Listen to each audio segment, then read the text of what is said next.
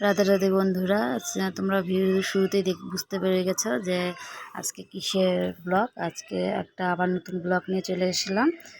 আজকে আমি বাড়িতে মঙ্গলচণ্ডী পুজো উজ্জীবন দিব উজ্জীবনে, তাই আজকে সকাল থেকে আমি সকালে উঠে আগে সব কিছু জোগাড়ের সব কিছু আয়োজন করে আমি ভোগের রান্নাটা বসিয়ে ফেলেছি। তা ফার্স্টে আমি এদিকে 5 রকম ভাজাটা বসায় নিয়ে আর এদিকে সবজিও কাটতেছিলাম, সবজি আনাজ করতেছিলাম। তা এদিকে বেগুন ভাজাটা হয়ে গেছে, পটলটাও কড়াইতে দিয়ে দিলাম। আর এদিকে মেয়েকে দুধ আনিয়ে নিলাম। দুধ আনিয়ে দুধটা আমি কেটে হাঁড়িতে ঢেলে নিচ্ছি। তা আগে দুধটা ভাজাগুলো নামিয়ে নিয়েছি, চাটনিও হয়ে গেছে আগেই। আর এদিকে সবজি কাটাও প্রায় হয়ে গেছে। হ্যাঁ, সবজি আনাজ কাটা হয়ে গেছে। আর এদিকে আমি পায়েসটা নাড়তেছি, আবার ওইদিকে এক ফাঁকে এসে পায়েসটা নামিয়ে খিচুড়ির জল বসায় দিয়ে আমি এদিকে আসছি ঠাকুরের গোছ গাছ করতে। ঠাকুরের এখানটায় গোছ গাছ করে এদিকে জল দেখি গরম হয়ে গেছে। তা ওদিকে আমি খিচুড়ি চালটা আমি ছেড়ে দিলাম, ছেড়ে দিয়ে শ্যামা চালটা ছেড়ে দিয়ে ওদিকে জোগাড় করতেছি। আর এদিকে এসে খিচুড়িটা নাড়তেছি। এদিকে প্রায় জোগাড় শেষের দিকে বড় মেয়েও আমাকে হেল্প করে দিয়েছে জোগাড় করে দেওয়ার। তাই এদিকে এসে আবার করলাম পুজোর জোগাড়টা পরিবারে। এদিকে আবার ব্রাহ্মণ মশাও চলে আসছে। তা আসার পরে তারপরে আমি আবার ফট করে যাই শাড়িটা চেঞ্জ করে আসলাম, মানে নাইটি পরেছিলাম এতক্ষণ। তা শাড়িটা ফট করে পরে আসলাম ব্রাহ্মণ মশাই আসাতে। তা এখন ব্রাহ্মণ মশাই পুজোয় বসলো। তা এখন পুজো করবে। তা পুজো শুরু হবে। তা ব্রাহ্মণ মশাই পুজো করছে এদিকে। তা পুজো শুরু করে দিচ্ছে। তা এখন দেখতে থাকো আমার পুজো হচ্ছে। তা আপনারা পুজোটা দেখতে থাকো।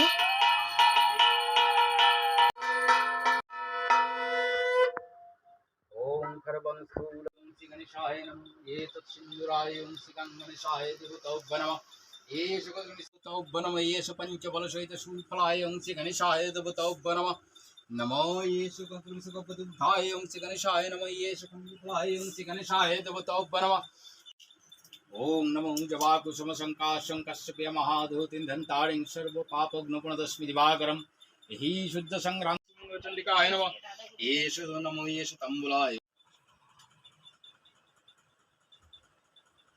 যুবতী কুমারী ধরে বুঝি মনে বিবাহ কারণ ব্যাত কহে কি দায় ধরিল কুমারী গর্ব কথা স্বামীরে বলিল শুনো গো প্রাণপতি আমি এবে গর্ভবতী এবার কহিনু তোমার। ওদিকে পাঁচালি পড়াটা শেষ হলে এদিকে আবার ভোগ এসে সব বাড়তেছি যে এখন পাকা ভোগ হবে, তখন জল ভোগ হলো। তাই এদিকে আমি আবার পাকা ভোগগুলো ওই ঘর থেকে এই ঘরে এনে ঠাকুরমশাইকে দিয়ে দিলাম। দেওয়ার পরে তা পাকা ভোগ হবে। তা সব এনে দিচ্ছি। তা আমাদের একটু জায়গাটা কম, দেখতেই পাচ্ছ ঠাকুরের পূজা করার জায়গাটা আমার কম, একটু অসুবিধাই হচ্ছিলো। তার ব্রাহ্মণ মশাই ওখানেই করে দিল, বলে কি কিচ্ছু হবে না, গোপালকে আর মঙ্গলচণ্ডীকে একসঙ্গে দুই জায়গায় দিয়ে ভোগ নিবেদন করে দিল। তা ওইদিকে দেখলে আমার মেজ ননাস আসছে, মেজ ননাসের 2 মেয়েও আসছে। তা ওইদিকে শান্তি জলটা এদিকে আরতি হয়ে গেছে, শান্তি জলটা দিল, পূজা শেষ। তা এখন ব্রাহ্মণ মশাই চলে গেছে।